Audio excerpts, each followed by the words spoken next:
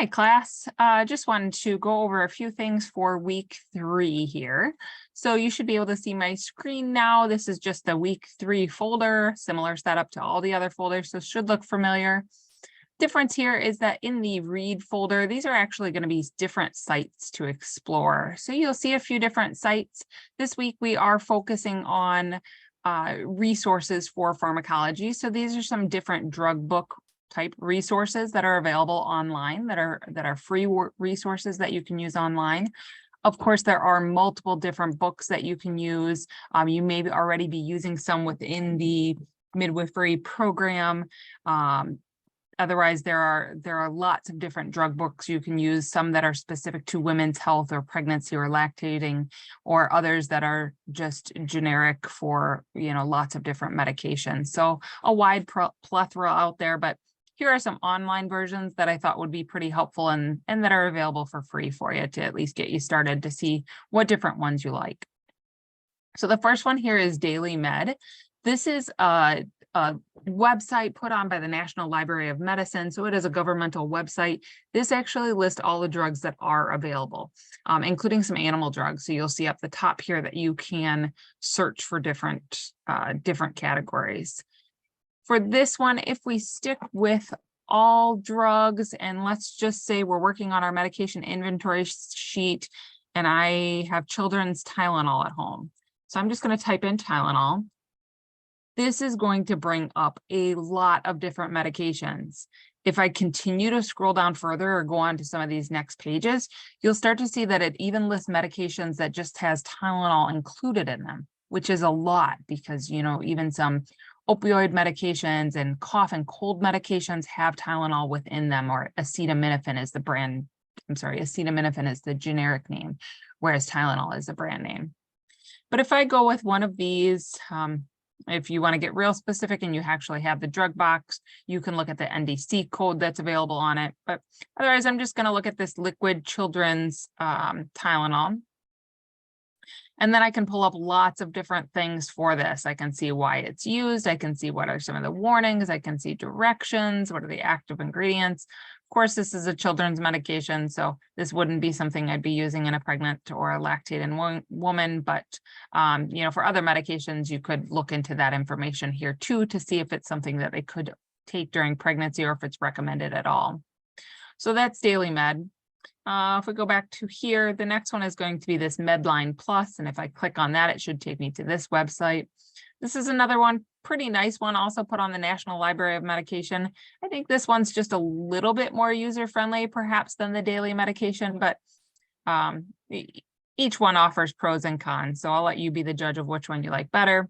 But on this, if I just click on this drugs and supplements, let's say in this case, I'm looking for furosemide, which is also known as Lasix is the brand name for furosemide. And that's basically, it's a water pill. It's a diuretic. It's going to make your patient have to pee.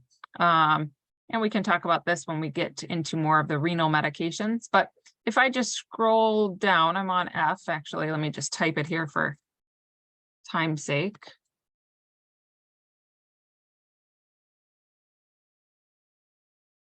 Suppose if I could spell tonight, that would be helpful. There we go.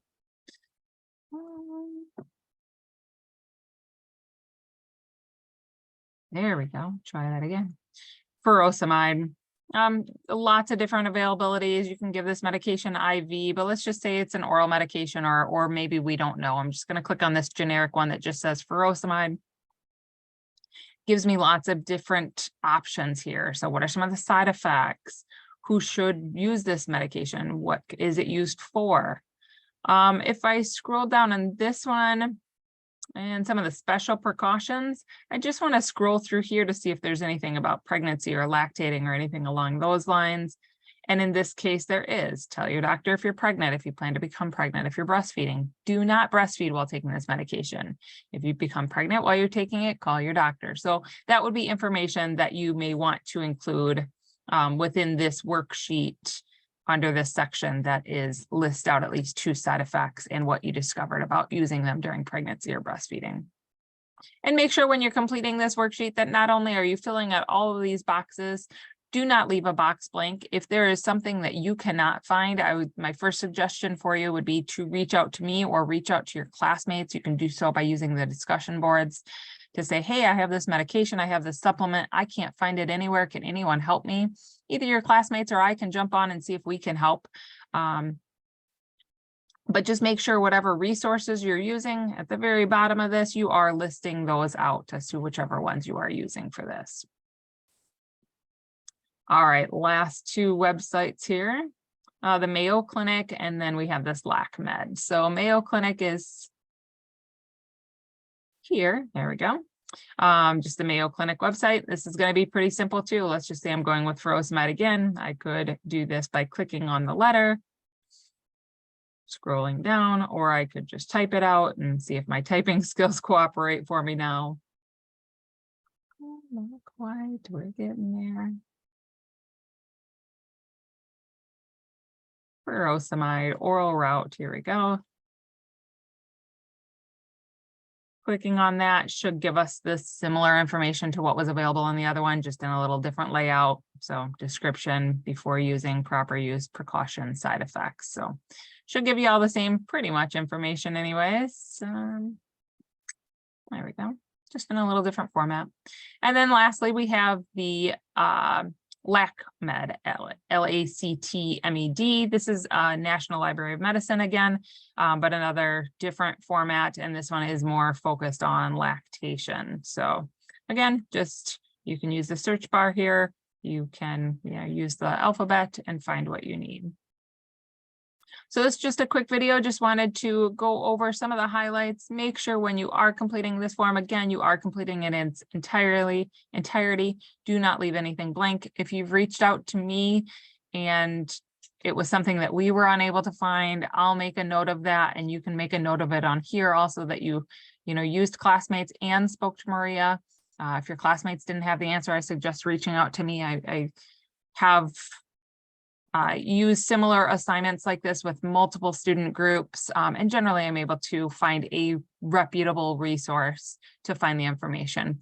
That's the other thing I'm going to encourage is when you are using resources here, I do want those to be a very reputable resource. So one of the 4 I have listed, if you have another one you'd like to use, please make sure it's reputable. If you want to screen that by me, you certainly can shoot me an email with that information, and I'll let you know, my thoughts based on that reference. But make sure you're completing the chart, 10 medications. Then you're going to compare 2 similarities, 2 differences among some of the different medications you used. You don't have to use this with all 10 meds, but please use at least 4. And then complete at least 5 sentences that tell me what you learned about doing this medication inventory. My hope is, of course, that you learned something along the way. If you have questions, there is a rubric down here to help guide you, a pretty generic rubric there, not asking for a whole lot, but just making sure everything is completed here. And then I did have a little note on here. I always have students who say, I don't have 10 medications in my home, or I don't have 10 medications or supplements that I have access to. That's okay if you don't, but if you don't, I'm going to ask that you either ask a friend or family member if they'll let you take a peek at some of the ones that they have laying around. Doesn't have to be a current medication. It can be expired. If it is, truly put that down here. I'm guilty of it myself. Sometimes I have expired meds still laying around. But if you don't have access to something from a friend or family member or something that you or someone around you have, go to your local pharmacy, go to a local store, even dollar stores, things like that, grocery stores, Walmarts, of course, whatever you have available to you. Take a stroll through the pharmacy aisle just to see what they have. Take a picture of it if you need to, so that you can come home and complete this assignment in its entirety. If you have any questions, reach out to me. Great to work with you, and happy learning in week 3.